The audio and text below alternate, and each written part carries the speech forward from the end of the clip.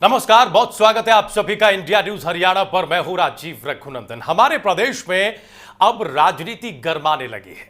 सभी पार्टियों ने चुनावों की प्लानिंग करनी शुरू कर दी है। कांग्रेस और बीजेपी की तरफ से बड़ी बैठकों का आयोजन हो रहा है, तो इनेलो और हजका भी हवा का रुख बदलने की कोशिश में जुटी हैं। रुख बदलने भी और रुख पहचानने की कोशिश भी कर रहे हैं।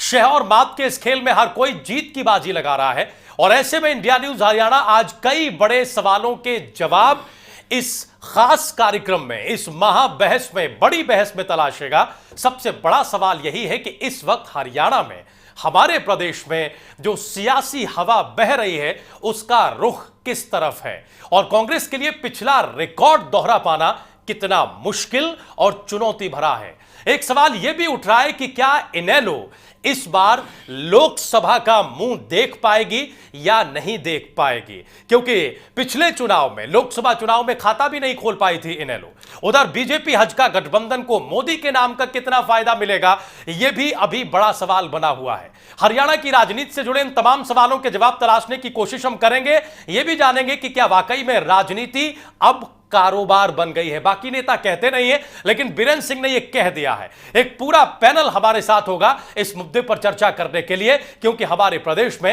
अब लोकसभा का शंखनाद हो चला है।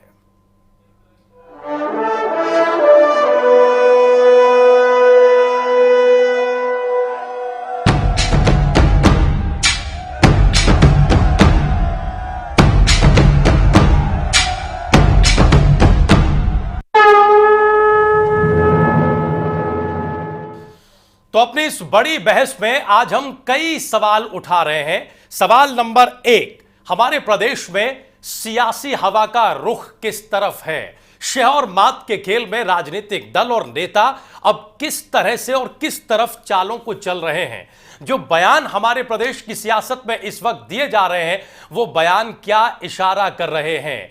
गुटबाजी हर एक राजनीतिक दल के लिए कितनी बड़ी चुनौती है, क्योंकि चुनाव लोकतंत्र में एक जश्न के तौर पर है, और इस जश्न के नतीजे ये तय करते हैं कि अगली सत्ता कौन संभालेगा। खास मेहमान हमारे साथ जुड़े हुए हैं, उनसे तारुफ हम आपका करा दें। हमारे साथ जीएल शर्मा जी मौजूद हैं स्टूडियो में। जीएल शर्मा साहब हरियाणा इंसाफ मंच के संस्थापक सदस्य हैं और आजकल अपने बयानों की वजह से खासे चर्चा में हैं। नरेश यादव जी हमारे साथ हैं। नरेश यादव जी हजका के वरिष्ठ नेताओं में शुमार हैं, पूर्व विधायक हैं, और आजकल बढ़ चढ़कर दावे कर रहे हैं कि आने वाले दिन हजका बीजेपी गठबंधन के हैं। हमारे साथ गोपीचंद गहलोत साहब जुड़ेंगे अब से थोड़ी देर में। इनेलो क्या लोकसभा का मुंह देख पाएगी?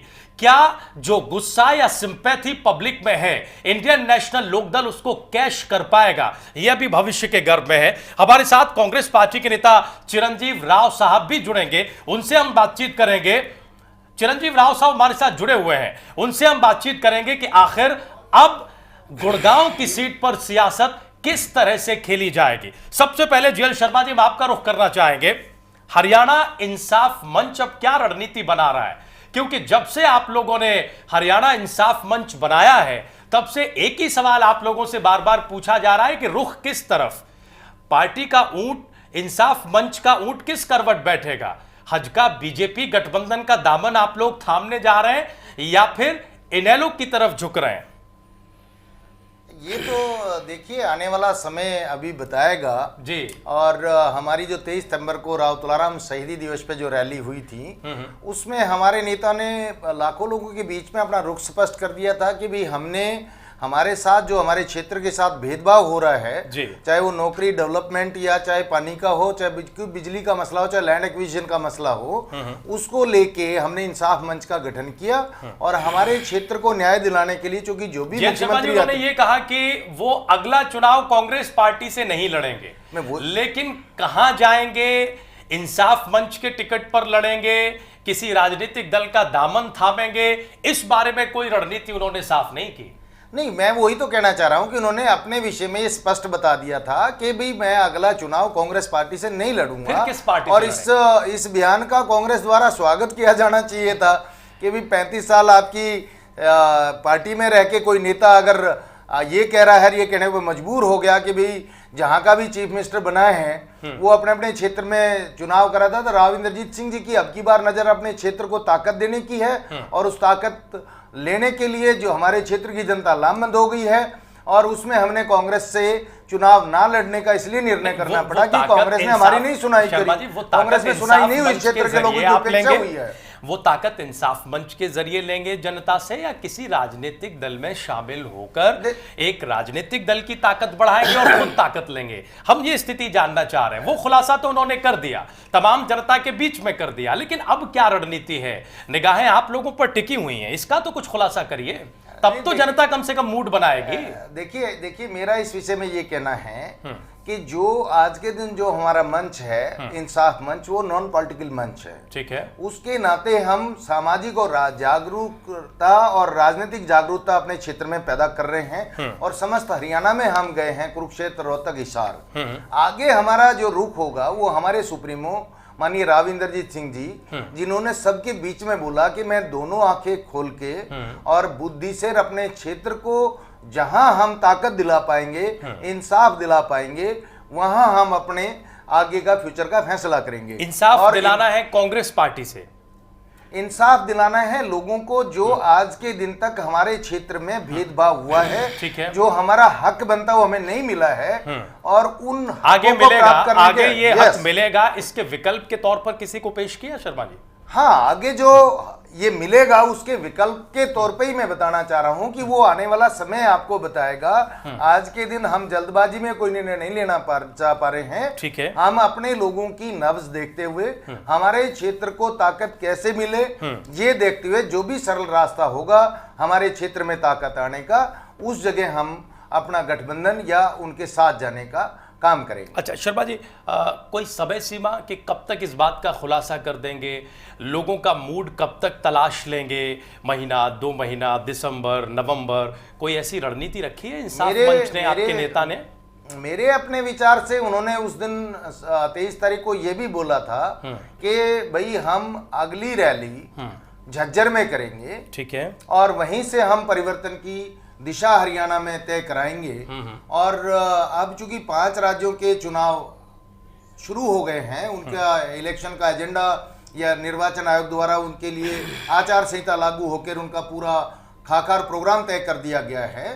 तो हम अगर एक लाइन में आपकी बात समझ लें, हम एक लाइन में आपकी बात समझ लें तो विधानसभा चुनाव जो आने वाले दिनों में 5 राज्यों में विधानसभा चुनाव है, उनके नतीजों के बाद आप लोग अपनी रणनीति का खुलासा करेंगे?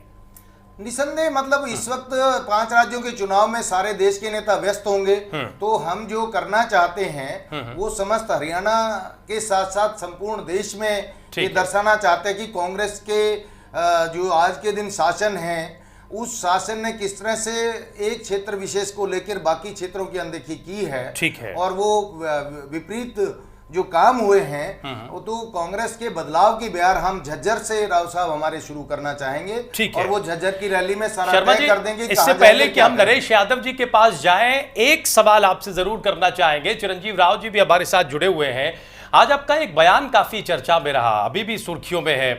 आपने कहा कि राव इंद्रजीत के सामने कोई टिक नहीं सकता, चाहे तो कैप्टन अजय यादव भी चुनाव लड़के देख लें, उनके सामने उनका भी कोई वजूद नहीं है। ऐसा क्यों कह रहे हैं आप? इसके पीछे क्या आधार है?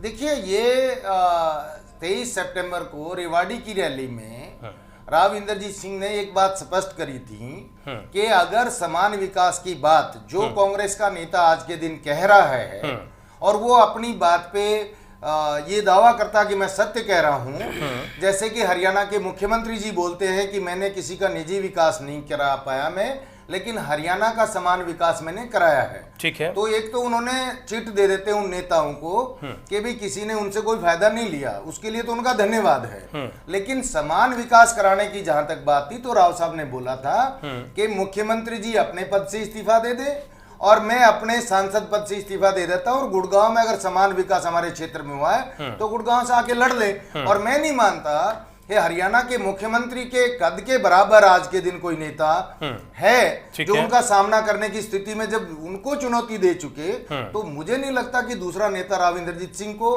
गुड़गांव लोकसभा से कोई चुनौती देने में सक्षम। चिरंजीव राव हमारे साथ गुड़गांव से जुड़े हुए हैं। चिरंजीव राव, कैप्टन अजय यादव जो कि बिजली मंत्री हैं प्रदेश में, इस इलाके का प्रतिनिधित्व करते हैं, उनके बेटे हैं। और चिरंजीव राव ने आज ये कहा है कि वो पार्टी से इस सीट के लिए टिकट की दावेदारी करेंगे, लेकिन टिकट की दावेदारी वो करते इससे पहले ही चुनौती उनके सामने आ गई है जो जीएल शर्मा ने उन्हें दी है। चिरंजीव, क्या आप ये चुनौती लेने को तैयार हैं?